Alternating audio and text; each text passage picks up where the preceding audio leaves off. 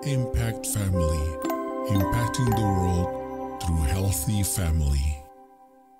Damai di bumi, manusia bersuka cita. Masih ingat lagu itu? Sekarang hampir tidak pernah dinyanyikan ya pada waktu hari Natal.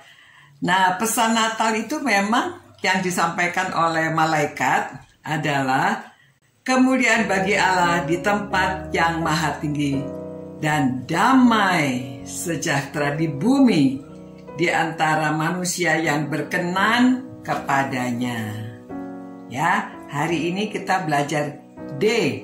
Gimana nulis D? D, damai. Ya, juga pada waktu nubuatan tentang kelahiran Yesus dikatakan namanya akan disebut Raja Damai. Ya, karena dengan kedatangan Tuhan Yesus itu kita didamaikan dengan Allah. Tadinya kita kan seteru Allah waktu kita masih berdosa, tetapi karena Tuhan Yesus yang sudah menjadi perantara kita bisa didamaikan dengan Allah. Ya, saudara sering lihat gambar yang dua tangan itu ya, dua tangan yang bertemu, nah didamaikan. Jadi kalau tadinya bermusuhan didamaikan, karena kalau kita sudah ada Tuhan Yesus, kita juga bisa berdamai dengan sesama. Jadi kita memiliki damai sejahtera di dalam hati, ya. Walaupun sendirian, hidup ini ya ada damai sejahtera karena kita tahu bahwa Yesus ada di antara kita. Karena kita tahu bahwa Tuhan memelihara kita dan Dia tidak akan meninggalkan kita. Itu sebabnya ada damai walaupun hidup sendirian atau walaupun ya di dalam keadaan apa saja kita masih tetap damai ya. Biasa digambarkan damai itu pada waktu ada angin ribut ya. Kita masih tenang ya, seperti burung yang di dalam sarangnya pada waktu angin ribut ya, itu melukiskan keadaan damai yang sudah memenangkan hadiah perlombaan ya, siapa yang bisa melukis tentang damai. Nah saudara, untuk menjadi pengikut Kristus itu kita juga harus bisa berdamai dengan orang lain karena Roh Kudus yang sudah ada di dalam kita.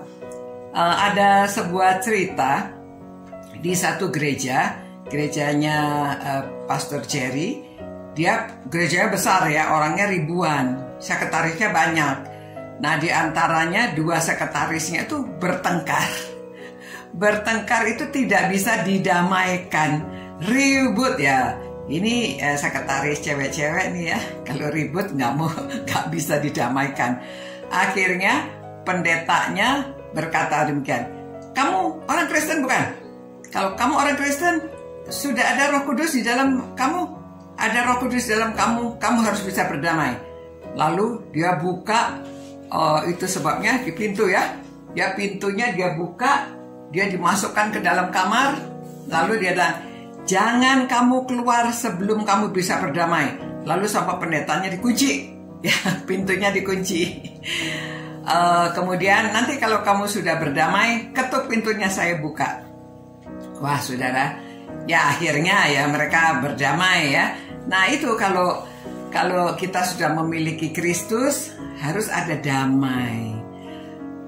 Ngalah juga bisa damai ya. Jadi waktu bertengkar bisa didamaikan. Kita juga menjadi pendamai ya, orang yang membawa damai.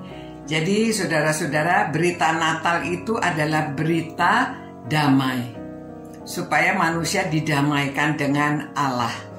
Ya, jadi kita sudah didamaikan dengan Allah.